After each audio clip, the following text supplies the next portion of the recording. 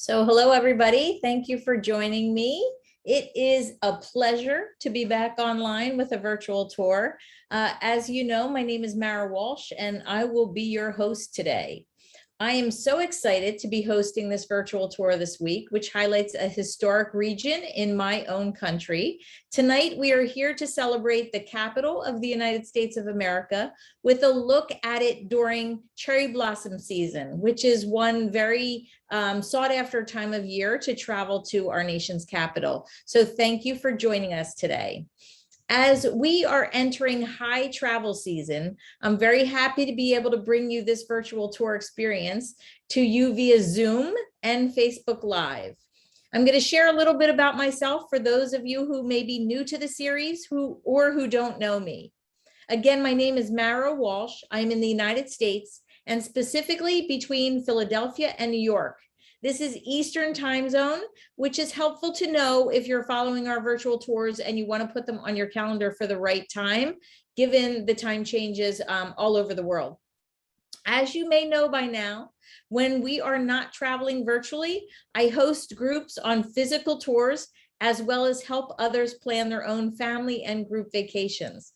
And thankfully, I have been out traveling pretty consistently. So we are seeing how things are going during this pandemic, but the world is opening and people are getting to experience it. My tours are mainly adult only and open to all women and men.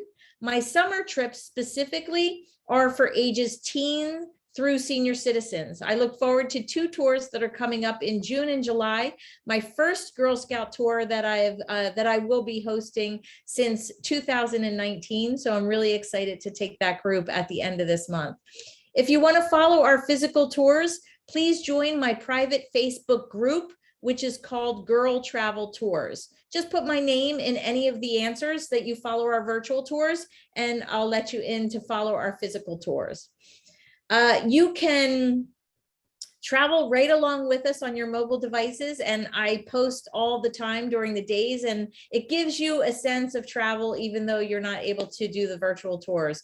But certainly there are plenty of recorded tours on my website, girltraveltours.com. So if you miss us while we're traveling in real time, you can go and see some of those virtual tours on my website. When COVID struck, we were unable to travel physically, so I started traveling with my guide friends virtually, and this brought us to this program. And thankfully, these virtual tour presentations have helped many tour directors earn some much needed income when they were not making anything during the travel shutdown. So it not only helped the tour directors, but it also gave a place for all of us travel enthusiasts to come on a week-by-week basis to experience the world. We've done more than 75 virtual tours, and the recordings are available for you to see at any time that you want. They're on YouTube and they're on my Facebook page, and they're also on my website. So feel free to go and explore the regions and see some that are on recording. We have some more tours planned for the coming months. Not too many because most of us are out traveling, but I will share with you there are two that are ready to be, that are up and ready for registration. One is Old Tokyo, which we'll be doing at the end of July on the 27th, and Madrid, which was rescheduled a couple times, which we're promising you to come out in August, and hopefully we'll get that going for you as well.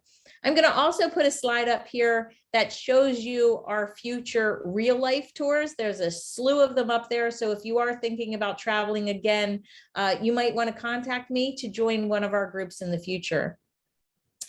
As I said, I'll be traveling for the next few weeks, so we will be skipping some time for the virtual tours. So feel free to go up and access the recordings.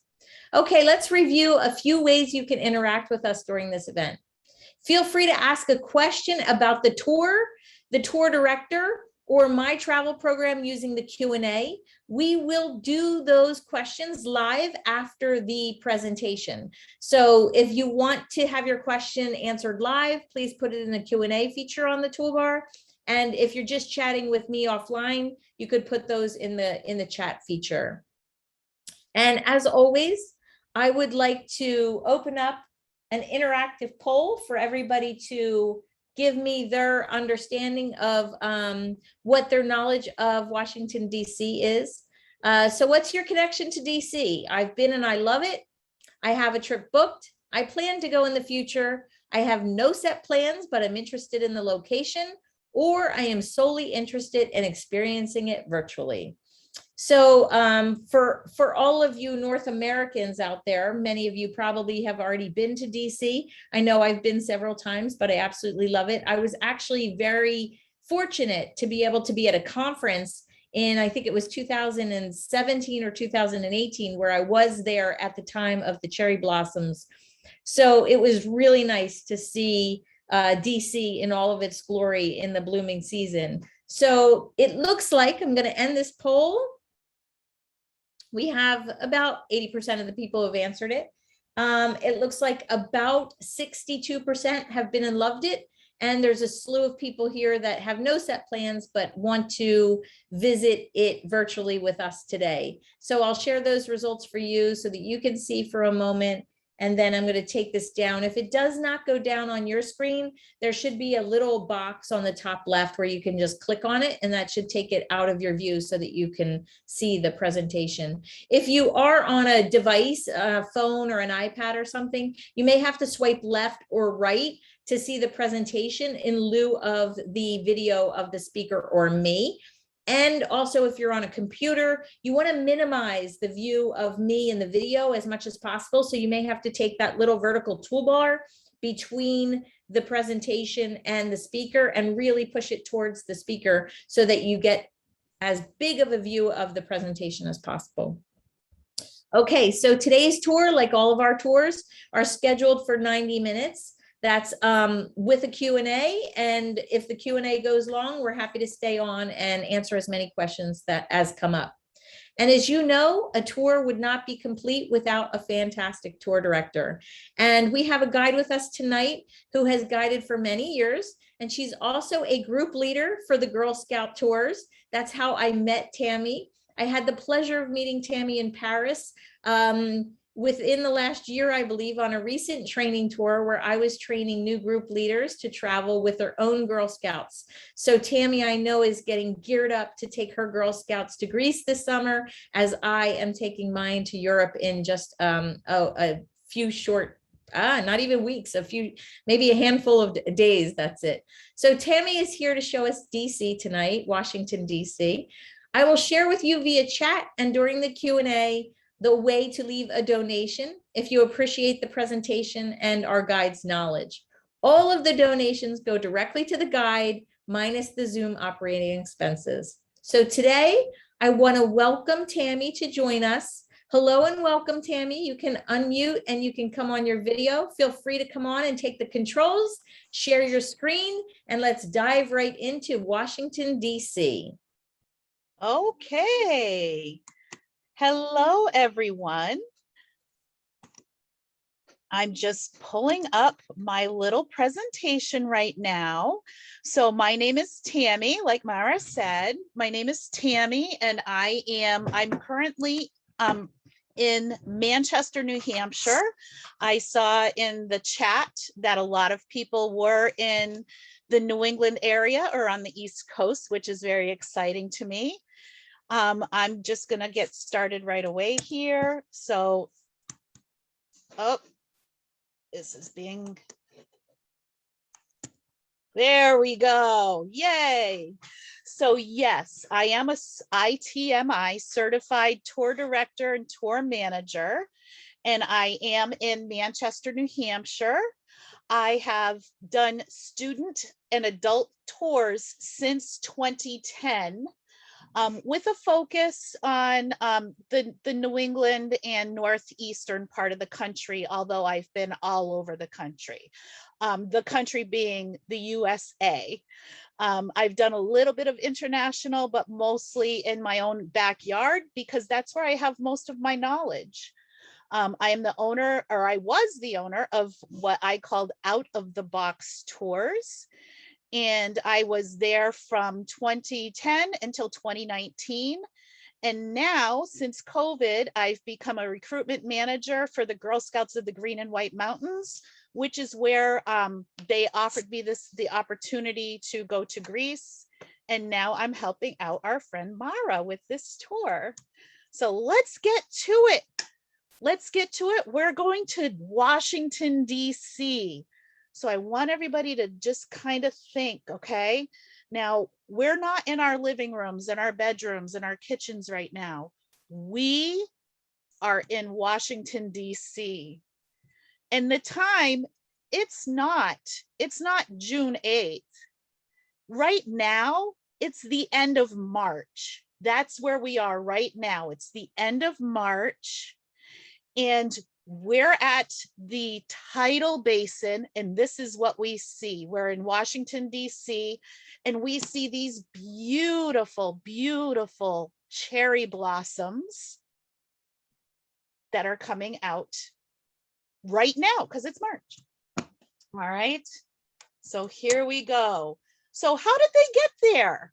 Well, in the beginning, there was this woman, Eliza Skidmore, and this was in 1885. And she decided that after a trip to Japan, that she wanted for the United States, especially in her own hometown of Washington, D.C., to actually have some of these trees. So she would write letters and just beg the superintendents of the Office of Public Buildings and Grounds to plant cherry trees along the Potomac River, but her request fell on deaf ears. So now what we're going to do is we're going to take a look at where we're going to take our tour in Washington, D.C. Okay. So we're going to go about, this is between right here, the Capitol, and over here, the Lincoln Memorial. It's about a 2-mile walk. So we're going to pretty much go this whole length, everywhere where there's red, pretty much, we're going to go along the red spots. And we are going to learn a little bit about where we're going, and we're going to learn about the cherry trees along the way. All right. So let's go together. Come on. So let's check out this place that they call the U.S. Capitol, shall we? So there's the Capitol with the cherry trees. Isn't that beautiful? All right. So yes, the Capitol building, the original building, was completed in 1826. It was made of brick clad in sandstone, and the north and south wings are connecting corridors were added in the mid-19th century.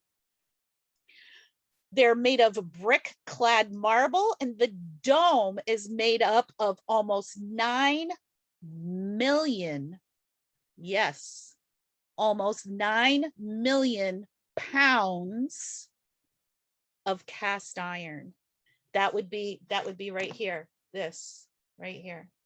All right. Now see this little lady? So what I did was right here at the top of the Capitol, there's this lady, and see, look at her right there. She's very beautiful. Her name is Freedom. Okay. So when you're thinking about the tour that we're about to go on, no building in the entire District of Columbia can be taller than Freedom. Okay, so she sits atop the Capitol building, and her height is 19.5 feet. So that would be 19 feet 6 inches. So keep that in mind. No other statue in all of the district can be taller than Freedom, and no building can be taller than the tallest point of where Freedom is. Okay. All right. That's kind of why I put Freedom there. So next, we're walking and we're walking and we're looking. Look at that. Oh my goodness. Look at all this traffic. What's going on? We're going to go to what is known as one of the Smithsonian's, which is called the Archives. And the archives, let me get that picture up there for you. Isn't that beautiful? So that's the front of the archives. The way that you enter is over here. So we're going in over there.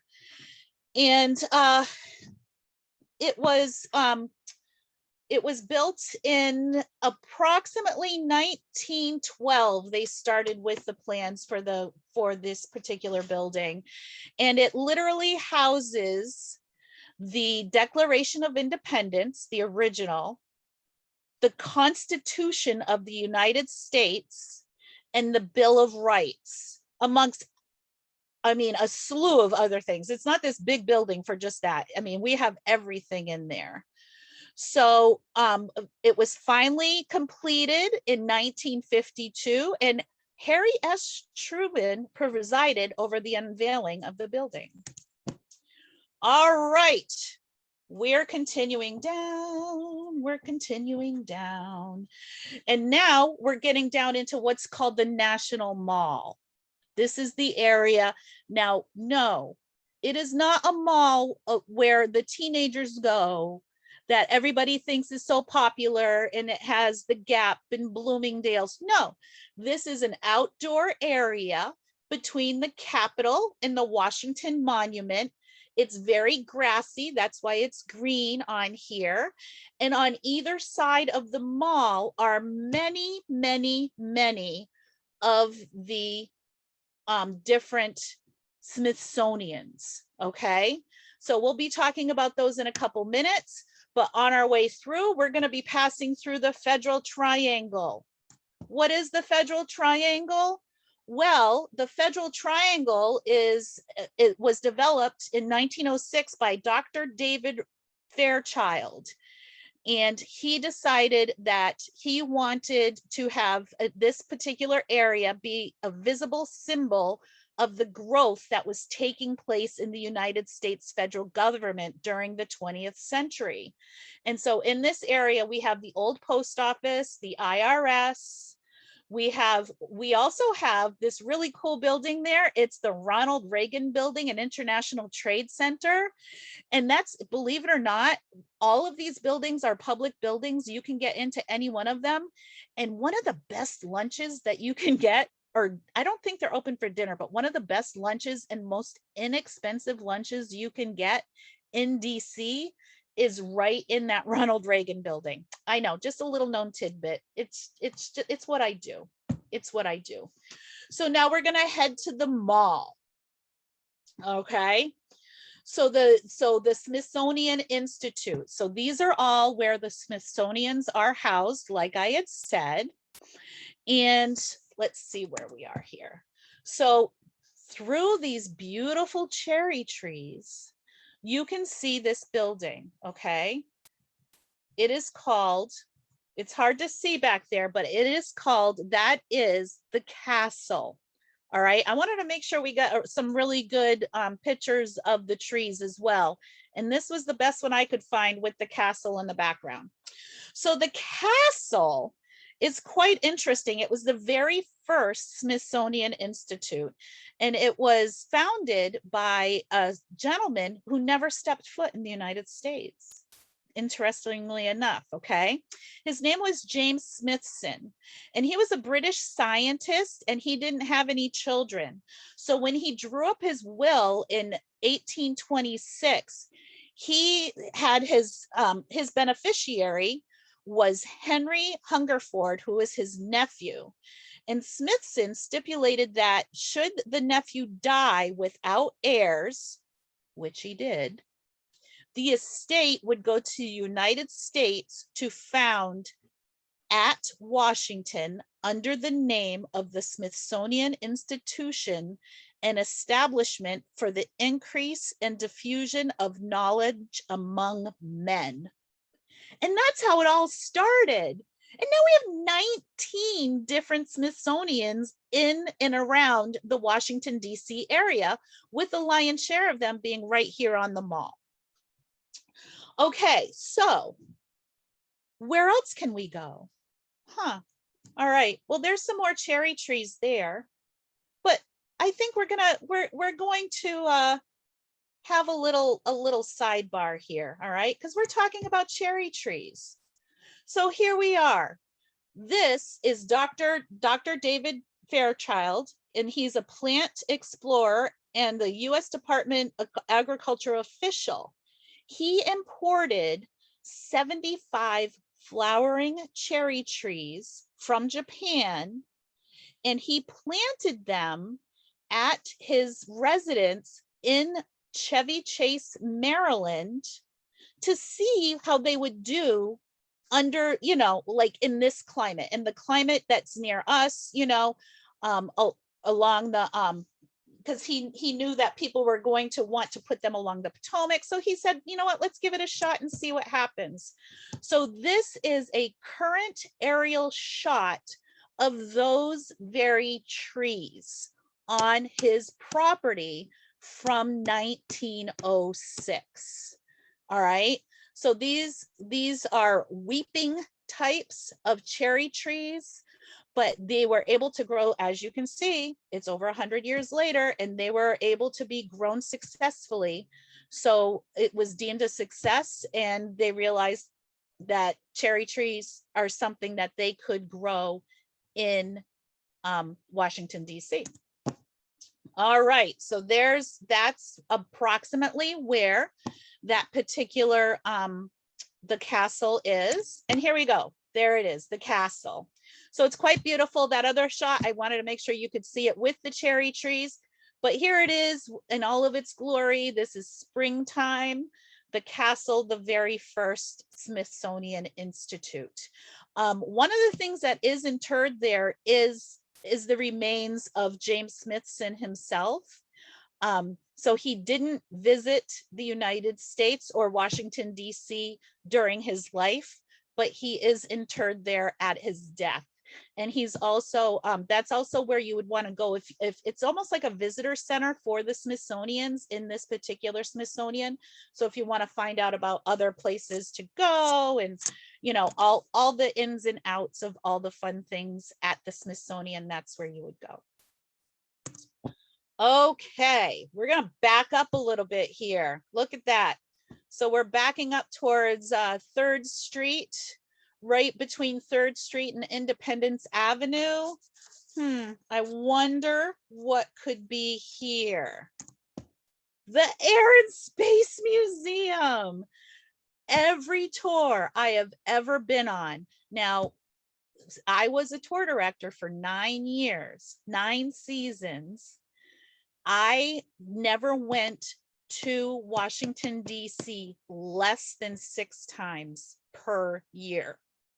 So if you think about it, even if it was just 6 times in 1 year that I went times 9, that's I've been, especially this one, this is the one that everybody wants to go to. I've been here 54 times. It's quite a bit, right? So the Air and Space Museum will take you through all your different kinds of, you know, it's literally what it says. It's air and space. So you go in there, you learn about the Wright brothers and how they started with the planes. There's even a replica of one of their planes, and it's all the different kinds of flight things that go on from the Wright brothers all the way to you know, getting those capsules and getting the stuff up into space. You know, there's satellites, and there's different kinds of drones, and they have a replica of, or they used to have a replica of one of the telescopes. It's fabulous, fabulous. All right, so now we're going to go down to the other end of the mall. So we're going to be near Constitution. All right, so over here by Constitution, we are going to see what Smithsonians are there. The Museum of Natural History. This one too, I have been in every single time I have been to Washington, D.C. And so at least 54 times. The Museum of Natural History has some really cool things in there. As soon as you walk in the rotunda, You see this pretty lady. Look at her. Isn't she gorgeous? And then one of the most popular ladies that we see in this particular Smithsonian, right there, the Hope Diamond. Oh, look at that. Isn't she beautiful? So jeweler Harry Winston donated this, and it's the largest known deep blue diamond in the world. It was donated to the Smithsonian, or actually they're borrowing it, but it's been in there since 1958. And believe it or not, it arrived by a plain brown package to the Smithsonian via registered mail. And it was insured for $1 million. This is in 1958. So it's surrounded by 16 white pear-shaped cushion cut diamonds and hanging from a chain with 45 diamonds. And this rare gem attracts 6 million visitors a year, just this gem. All right, let's see, where else are we going? Oh, right next door. So the Museum of American History and the Natural History Museum are side by side. So this is the Museum of American History. So what are we going to find in here? Another one that I've been in 50 odd times. Oh my gosh. All right, so let's see what we're going to see in here. Oh my goodness. So this is the Star Spangled Banner. This is the flag that was flying during the Battle of Baltimore. This is the flag that inspired the song to be written by Francis Scott Key called the National Anthem. It's almost 200 years old. It's 30 foot by 34 foot, and it's in a specially climatized, environmentally controlled chamber. All right. So you can't take any pictures of it or anything like that. It's very cool in there. If you go in there, actually, it's kind of nice to go in there on a hot summer day, right? But yes, so it's been in there since I believe that they acquired it in the early 1900s. And the Americans have used the Star Spangled Banner, both the flag and the song, to express diverse ideas of patriotism and national identity. All right. All right, let's see what else we got. Oh my goodness. All right, I'm going to let you absorb this one for a second. So we're in the American History Museum. Those on the left, that would be the mismatched pair of Dorothy's ruby slippers from the movie The Wizard of Oz. I say that they're mismatched because there were 3 pairs that were made for the filming.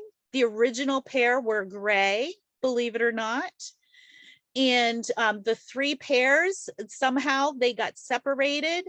And so we have the left from one pair and the right from another pair. Isn't that funny? And then on the right, as you can see, I don't know if everybody will know who this is, but I think you will. We have Archie Bunker's chair from the 1970s show All in the Family. That is the original chair. So this is quite a quite diverse area. It's in the area that's called cultural and community life. I just figured it would be a fun little way to show you one of the things that they have at this, at one of the Smithsonian's. It isn't all about, TV and flags. There's so much in there. It is beautiful. They have remnants from the from 9/11. They have a piece of the South Tower, I believe. They have all kinds of wonderful, beautiful, and historical important things in this Smithsonian.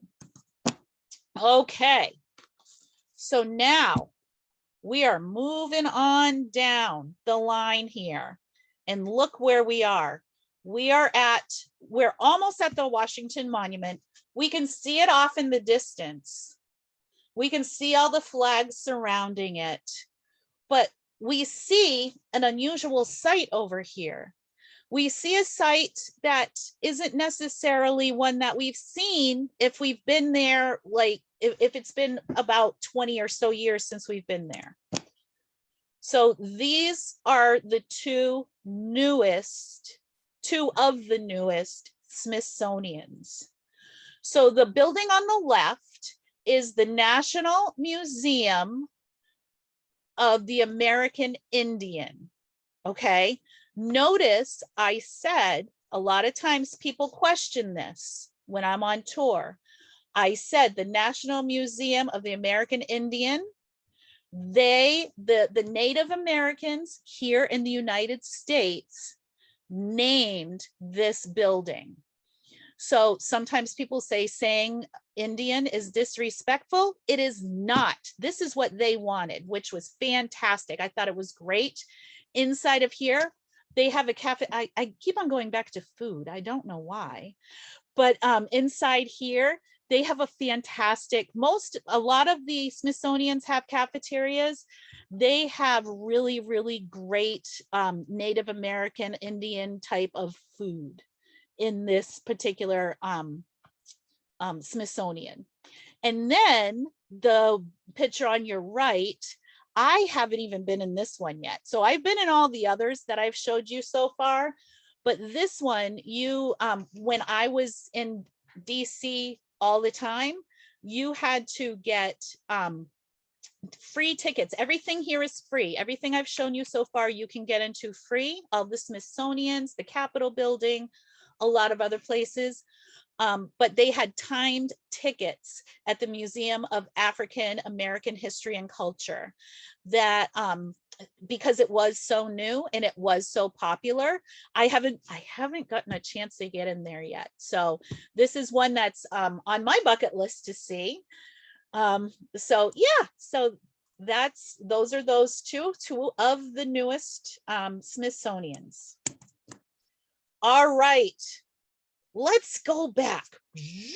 We're going to go back to those trees again.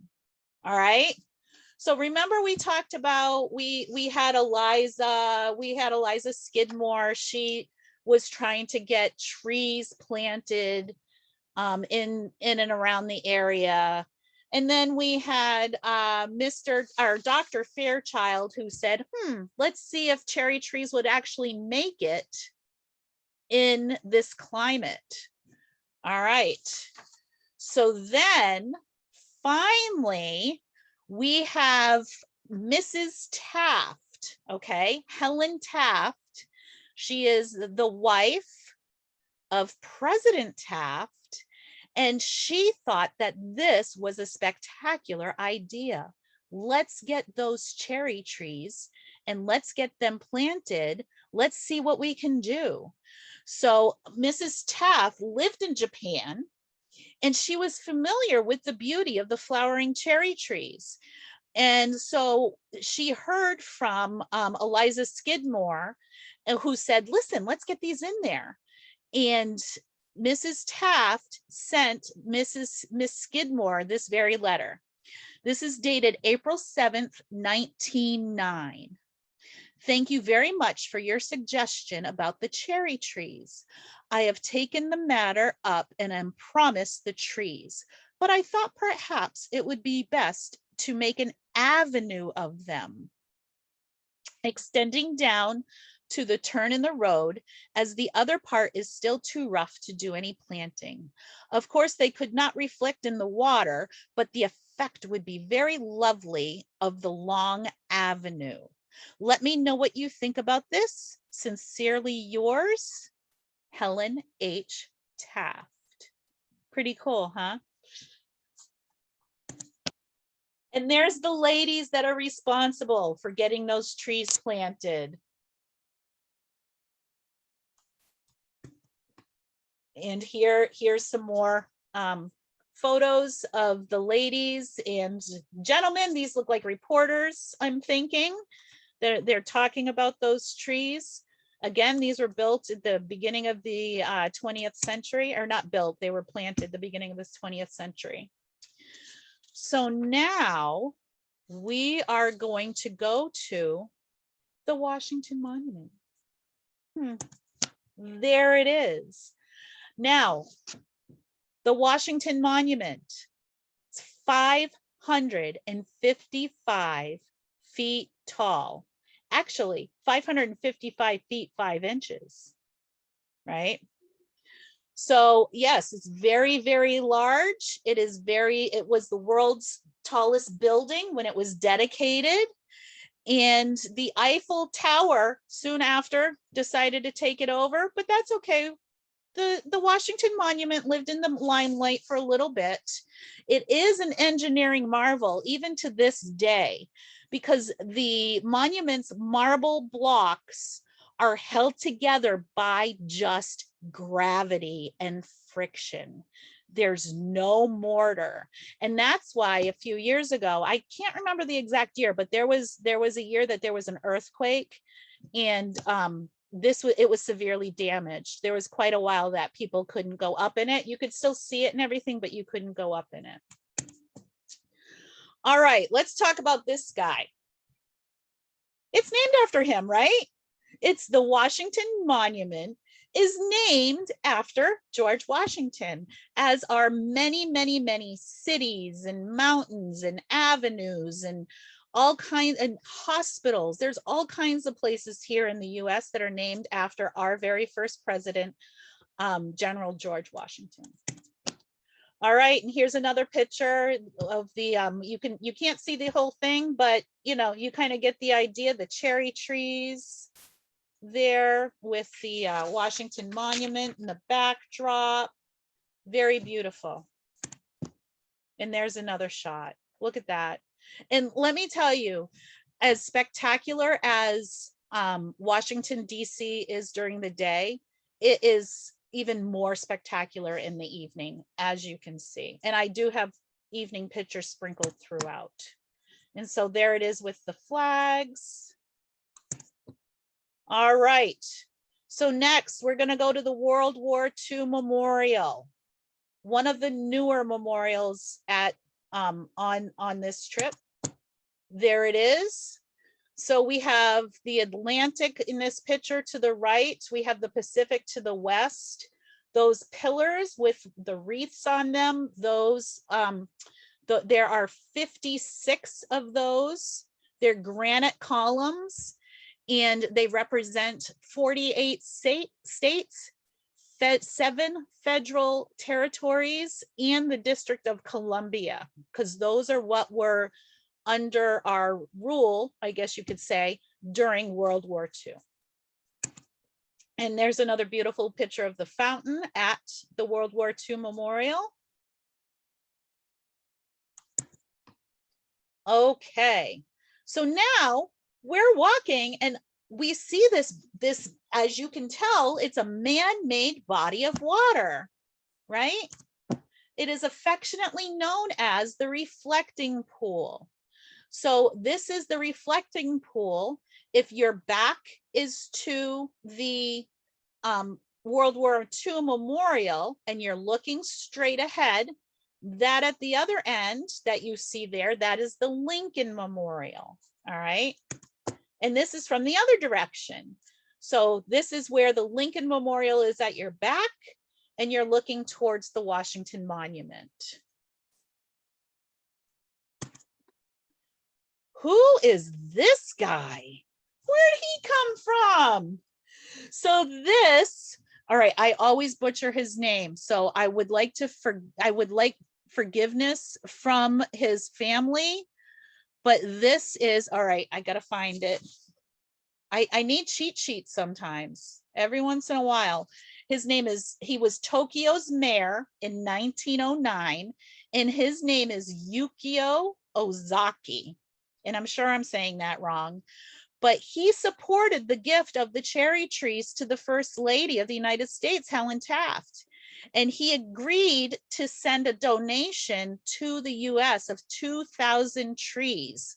So in 1909, 2,000 trees were on their way. They were on their way to Washington, D.C. with the help of Eliza Skidmore and Helen Taft. So this particular tree is in Japan. These are the trees that that Helen Taft and Eliza Skidmore saw when they were in Japan, and they decided that they wanted to have them here. All right. So next, my dogs just came running in at my feet. I apologize. So next, we're headed to the Vietnam Veterans Memorial. This is a really cool memorial. There's one that's in place at all times in Washington, D.C., and it's right here, right near the reflecting pool, and right between that and the Lincoln Memorial. There he is. And so it is, say hi. It is, it was built, I want to say, it was in the 80s that it was made. There was a contest that went out here. Let me show you. There was a contest that went out for, because they knew that they wanted to have a memorial for the Vietnam, for the vets. And so there was a contest that went out to college students and to see who can build. It was like architecture students. And so to see who would build or who would design the best memorial. And the woman who won it, her name is Maya Lin. She was an unknown 21-year-old Yale University student. Okay. So her design was that all these names are all the names of the deceased or the missing and believed to be deceased during that war. Okay. So one really popular thing to do when people are there, they will go and they will take rubbings of it, because these are like engraved in. Now, when you're looking at the names, take a close look, okay? Because there's a diamond or a cross before each one.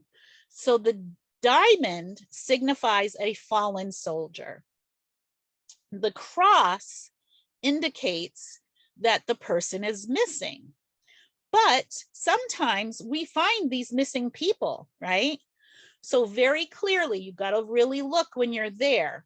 Very clearly, there is a diamond that is placed over the cross should the person's remains be found.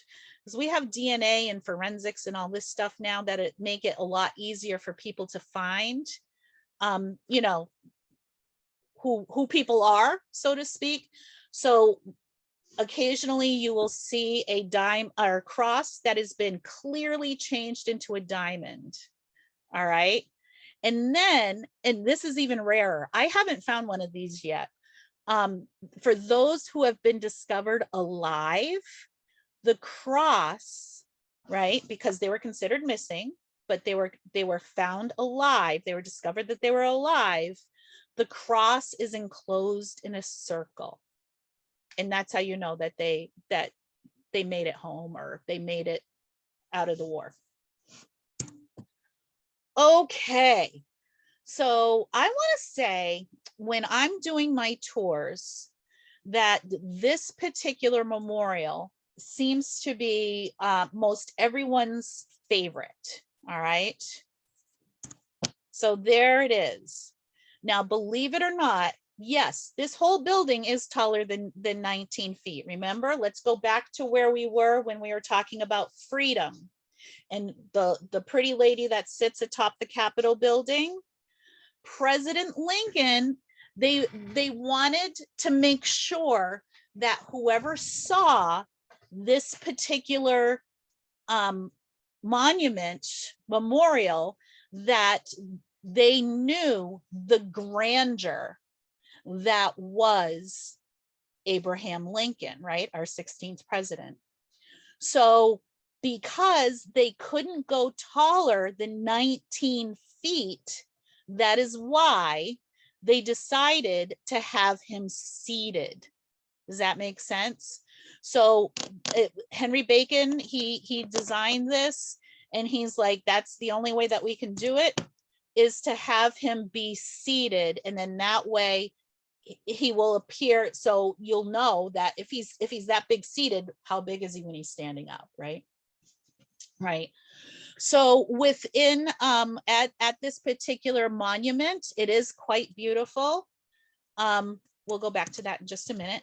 It is quite beautiful.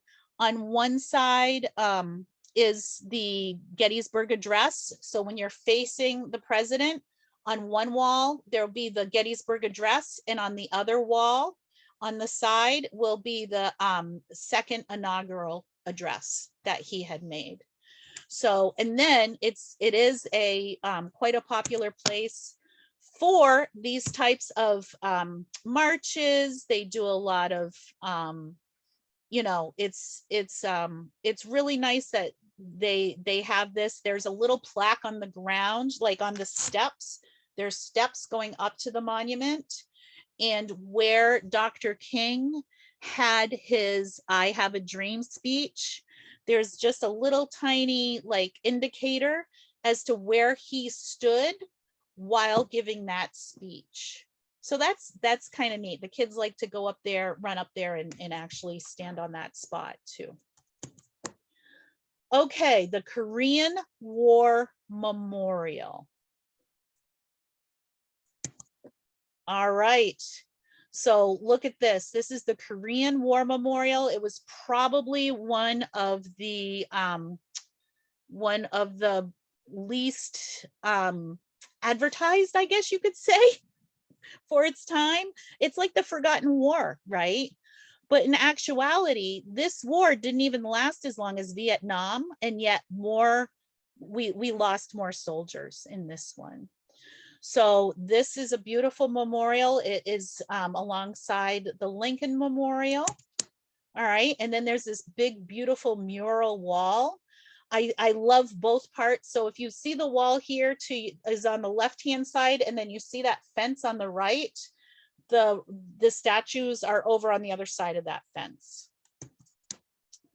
Oh no, we're back to the cherry trees. What happened? So our friend Yukio Ozaki, the mayor of Tokyo, sends over 2,000 trees and they're diseased? What happened? So what had happened was they made their way to Seattle, and then from there they were shipped to Washington, D.C. But to everyone's dismay, an inspection of the U.S. Department of Agriculture's team discovered that the trees were infested with insects and nematodes, and they were diseased. So to protect the American growers, the department concluded that the trees must be destroyed. At the end of January, the President Howard Taft, granted consent to burn the trees. And that was just, it was such a shame, but they had to do it because they didn't want these things infesting everything else here. All right. Oh my goodness. Where are we going now? It looks like we're going on the corner of 17th and Independence. Let's see what's there. Oh, that's where the first 2 trees were planted, because we finally got them. A little while later, Japan said, all right, people, we're good now. We're going to send you some new trees. 2,000 wasn't enough. This time we're going to send you 3,000. So this is the spot right here. These are some of the trees that where the first 2 trees were planted. The first 2 original trees are still there. All right, so we're going to back up a little bit. We're going to go to the DC War Memorial. It's one of the lesser known, smaller, very, very small, very, very small memorial. it's supposed to be like a bandstand, and it's also the World War II memorial. So this is a lesser known one. I do like to go to this one because, you know, we do have a grand memorial for World War II. So, you know, just because this one is small, it is mighty. It is a very, very beautiful and nice little bandstand size World War I DC War Memorial. All right, so next we're going to go to the MLK Jr. Memorial. We're getting closer to those trees, to the grandeur of all those beautiful trees. Now, we've been seeing trees throughout our tour, okay? But along the Tidal Basin, that's where the lion's share of the trees were planted and are still there to this day. So we're going to the MLK Memorial. And there it is. Oh, it is very heartwarming, isn't it? So this one, this is a this one happens to be 30 feet, believe it or not. However, the portion that is the doctor is only 19 feet. So even though you get there and you're looking up and you're saying, Tammy was wrong, this is taller than 19 feet. Well, no, not actually, because if you count from a little bit below his sport coat all the way to the top of his head, that's the 19 feet. All right. So anyway, let's talk about Dr. King. So this is indicative of his I Have a Dream speech. And it is the part that where he says, out of the mountain of despair is a stone of hope. All right. So one thing that they have at this memorial that's very beautiful, and there it is with the cherry trees. And actually, I think this is one of my photos, because those kids in purple, they were on my tour. So here we go. So along, there's a wall that kind of lines it, and along the wall are different quotes that Dr. King had said.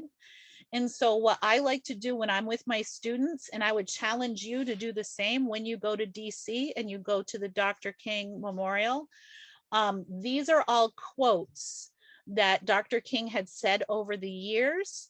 And so I kind of have the kiddos, they would go through and look at the different quotes and pick their favorite and the one that would speak to them. So people, when we're talking about those cherry trees, right, which we see all over DC, but primarily where we are now in the Tidal Basin area, people want to know, when is peak bloom? Well, that's a good question. They never really know until about literally 10 days before. They're getting better at predicting when peak bloom is. And peak bloom is defined by 75% of the blooms are in full bloom. Okay. An average amount of time, there's no average amount of time for these blooms to be present. They can be present anywhere from 3 days. Yes, there have been times when they've only been on those trees for 3 days, and as many as 2 weeks. If there's a frost, sometimes there's a late weird frost or any kind of rain or wind. These are very, very delicate flowers, okay? So if there's anything, any kind of weather, then these things are going to, they're just going to fall off. But if the weather is extraordinarily warm or cool, it can say when peak is going to be. So the earliest peak bloom on record was March 15th. And that's because we had a very warm year that year, and that was in 1990. And then the latest peak bloom was April 18th, 1958.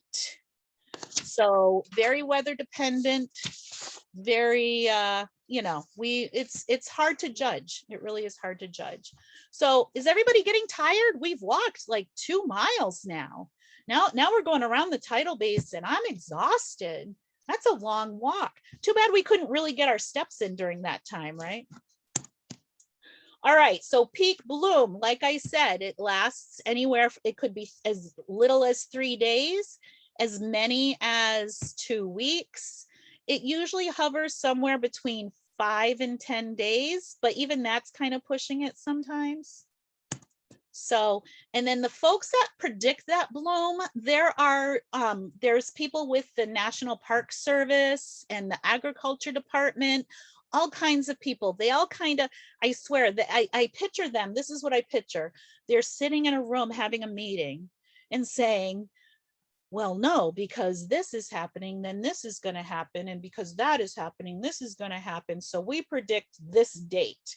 And they're usually really, really close when they do the prediction. I mean, especially over the last 10, 15 years, they've been very, very accurate with their predictions. Typically, it is the end of March and sometimes early April. So here's what they look like in the beginning stage. The first stage is in the lower right. So that's basically early spring, right? And so then as we're moving along, we have stage 2 on the left, stage 3, lower left, stage 3 in the middle.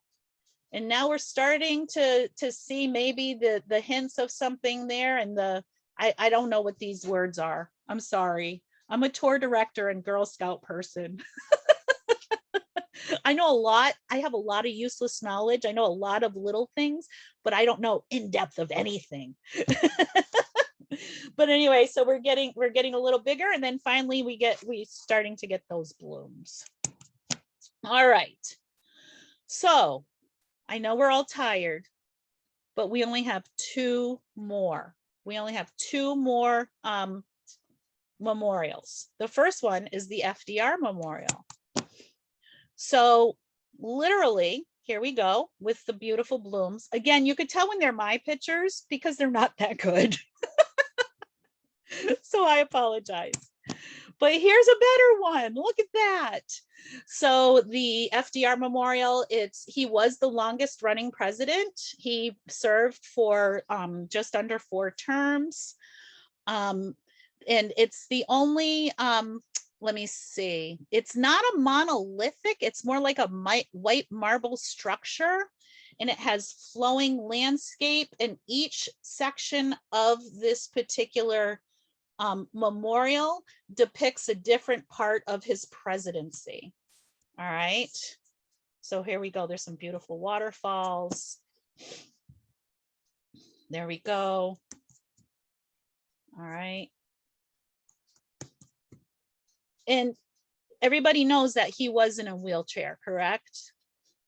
So there's only somebody counted, I don't know who, somebody counted that there are over 100,000 photos taken during his presidency. Okay, during his presidency, and there are only 3 pictures that show him in his wheelchair. He had polio as a child. Actually, it was actually a little bit older. And so he could stand for short periods of time, but he used the wheelchair, you know, just to help him get around and things. So, but yeah, he was around for a while. He was around for the Great Depression and World War II. And yeah, he was around for a long time. Okay, last one at the Tidal Basin, the Jefferson Memorial. The Jefferson Memorial, look at that. Look at those beautiful, beautiful blooms right there. And the Jefferson Memorial, I really like this one a lot. It's kind of, you know, you could see Thomas Jefferson in there. He's kind of like, he's him and one other guy. Who was it? Martin Van Buren. I could never remember the other guy. Thomas Jefferson and Martin Van Buren were the only 2 men in American history to be president, Vice President, and Secretary of State. All right, isn't that kind of cool? So, and he's the one that started the Democratic Republican Party. So there you go. All right, look at that. We're done. Woo. So let's see, I put in some bonus pictures here. Let's see what we got. Oh, look, it's not a cherry tree, but it's a beautiful tree at the White House. Oh, here's another one. There's a beautiful picture of the White House. And no, George Jefferson did not chop down a cherry tree. That is a myth. All stories. But these are cherry trees that happen to be on Mount Vernon where he lives. There's also cherry trees at Arlington National Cemetery and at the Supreme Court and the Library of Congress. And here we go, just a couple more. Hold on, we're almost there. Along the Potomac. Oh my goodness. Look at this. Oh, what's that? I did that. Sorry, I had to put it in. They all do it. All the kids do it. I had to give it a try. And there I am with the cherry trees. I don't know why I wasn't happy. That's the only picture I had with cherry trees. But thank you so much for coming on tour with me. Again, my name is Tammy Downing. And if you want to reach out to me, you can reach me at touringtammy@gmail.com. Awesome. Thank you, Tammy. Thank you so very much. Yeah. I am going to give you a minute to breathe, but then we're going to go into a Q&A. We have some questions that have come up along the way. I'm going to put a slide up, which will show everybody how they can tip the tour guide.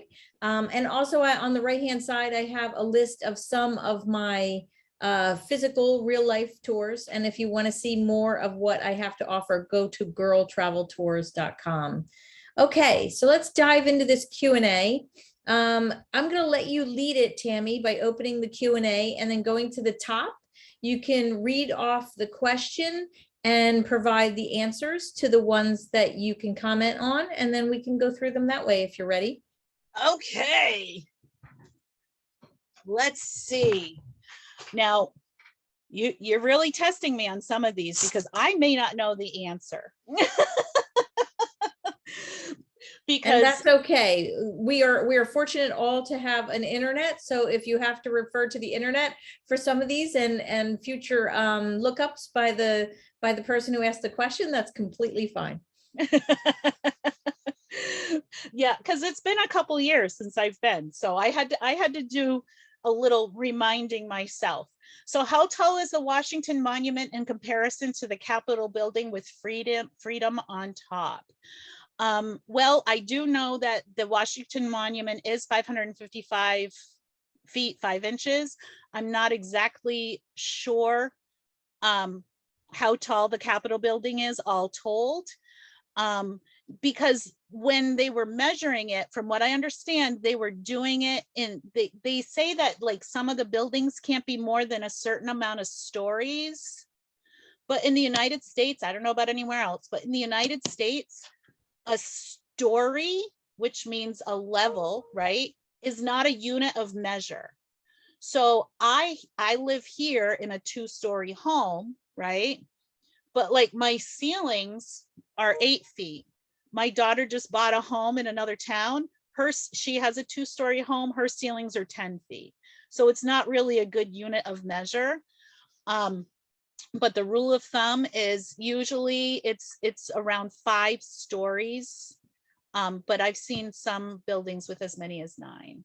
And like I said, it's not really a unit of measure. So does the Freedom statue have a headdress? I'm getting ahead of myself. Yes, I believe she does. Okay, let me look. Are the Articles of Confederation in the archives? Yes, I understand that they are. If you go into the giant rotunda, there's all the different, it isn't just those 3 things that I talked about, it's all the different things. And yes, those Articles of Confederation are a part of our history. So yes, they are in there. They have an annex. Yes, they have an annex to the Air and Space Museum. And yes, there is a space shuttle there. That is a beautiful, I actually prefer the one that's in Chantilly. It's in Chantilly, Virginia. And I prefer that Air and Space Museum over the one on the mall personally. I don't remember the types of Native American food because I am not familiar with the cuisine. I just know that I've eaten there, and different people were telling me, you know, like, what do you like? Okay, then try this. And I just tried it, but I don't remember what the food names were. Okay, I heard from tour guides that there are American flags instead of state flags around the Washington monuments because the states couldn't agree on what state. Yes, I have heard that, but I don't know the validity of that story. As a tour director and a graduate of a prestigious tour directing institute, usually I don't give information if I don't know if it's correct. I might say something to the effect of, you know, the story goes that this happened, but yeah, that's why I don't include that. All right. So Tammy mentioned that this walk is 2 miles, but if you want to visit each of the memorials, how much time should you allocate? Can you still visit the White House? Okay. I have done, it's so hard to know. It all depends on what you want to do. Okay. So you can visit the White House. I don't know with COVID if you can go inside. And in order to go inside, you have to ask for special permission at least a year in advance, at least. And they give you a slew of questions. It's near impossible nowadays to get, and it might be impossible now because I haven't been since before COVID. But when you're talking about allocating time to visit the city, it's so hard to put a number on that. I have gone for a 7-day tour and I thought there would be nothing left to do. And there was still things that I didn't get to. So usually when I bring people to the museums, to the Smithsonian's, I will give them about 3 to 5 hours, like in each museum. And sometimes they tell me that's not enough. So was the sculpture of the FDR in the wheelchair added last to the FDR memorial? I've been to the memorial, but I don't recall seeing that sculpture. It's been there ever since I can remember, but since you've been there before, maybe you remember, you kind of meander along this nice long path. Maybe you missed it because I don't ever remember not seeing it, but that doesn't mean that it wasn't always there. If you did the walk in the order that was presented, I would say it's more like 2.5 miles. Yes. So you would start at the Capitol and you would end up, if you go all the way to the Lincoln Memorial, then you would cross the street and go around the Tidal Basin. That seems fair. Yeah, about 2.5 miles. When I am touring Washington, D.C., though, just because you're walking from the Capitol to around the Tidal Basin, you're going to put in a lot more steps than that, though. So when I am in DC, I average between 18 and 25,000 steps a day. So, you know, I mean, and again, a step isn't a unit of measure, just like stories. So I can't tell you like how many miles that is, but you know, it's quite a few. I'm usually really tired at the end of the day. Should you tour museum on separate days? That all depends. Almost all of the museums do offer tours of the museums. I believe that there is a small fee sometimes, and sometimes there's not. And I can't recall which ones are which. Again, it's been a few years since I've been, but I would recommend, if you can, when you go inside of, especially like the Natural History Museum, the Air and Space Museum, and the American History Museum, look up their tours. Go to the information area and look up their tours and try to get on one of those tours. They usually last between an hour and an hour and a half. And they're fantastic. They will walk you through and like they'll talk about everything. I remember like it's crazy. And you learn, and sometimes you even get to go behind the scenes when you do one of those tours. Are the cherry trees just in the DC area or are they in other states? Well, the ones that were donated from Japan are in and around DC. So there are some, there's this little memorial. Okay, so there's one at Arlington National Cemetery. That's in Arlington, Virginia. Actually, there's more than one, but I showed you a picture of one. There's some by the Iwo Jima Memorial. They're everywhere. It's not just DC, but it's basically in that area. I would also strongly recommend folks stay up very late, midnight or later, at least one night, yes, and visit some of these monuments, plus the Capitol, Supreme Court, and White House in the evening. Yes, they are gorgeous at night, and you can park anywhere and walk right up with no crowds. All of these places are open, not the Smithsonian's. All of the outdoor memorials are open 24/7. So yes. Why is it called the District of Columbia? Oh my goodness, you are really like, you're making me think. You're making me think. It's been a long time. I don't remember. I used to remember. It has to do with Columbus, doesn't it? I don't know. It's been a while. Do you know which Smithsonian Museum has Julia Child's kitchen? Yes, that would be the American History Museum. I believe it used to be on the second floor. When you walk into the American History Museum, there are escalators to your left. If you go up once, just one flight, and do a 180, it's right on that back wall. Oh, look at that. The menu for the American Indian Cafe. Thank you so much. Ah, yes, the Holocaust. That's the one museum I didn't mention. The Holocaust Museum is very close. It's very close by. It's probably, by the standards of our map, it's probably closest to the Washington Monument and the castle. It's right across the street from the Department of Agriculture. But yes, it is very close walking distance. Having been to several museums, I personally believe one could easily spend an entire day. I do too. I'm telling you, 5 hours. And these were children. These were children. Have you ever seen yes, the cherry trees in Providence? They were the public project of a grandfather of a friend, businessman. Well, I don't know if those trees were planted before, after, or simultaneously. I mean, from what I understand, most of the trees came over right at the turn of the century, like in the early 1900s. So can you describe the night monument tour? Do we have another hour? It is quite spectacular. I understand that those trees line the downtown streets of the city. So the most bang for your buck when it comes to those cherry trees, you want to go down to that Tidal Basin.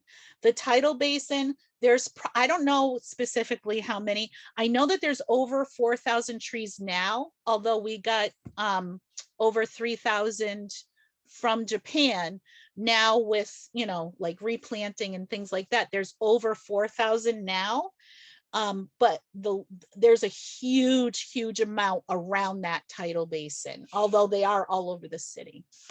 Yeah, wow, this was fantastic. Okay, so the Google has given me some information on the District of Columbia, so we'll end with that. On September 9th, 1791, the 3 commissioners overseeing the Capitol's construction named the city in honor of President Washington. The same day, the federal district was named Columbia, a feminine form of Columbus, which was a poetic name for the United States commonly in use at the time. So there you got the district from the federal district and Columbia for Columbus.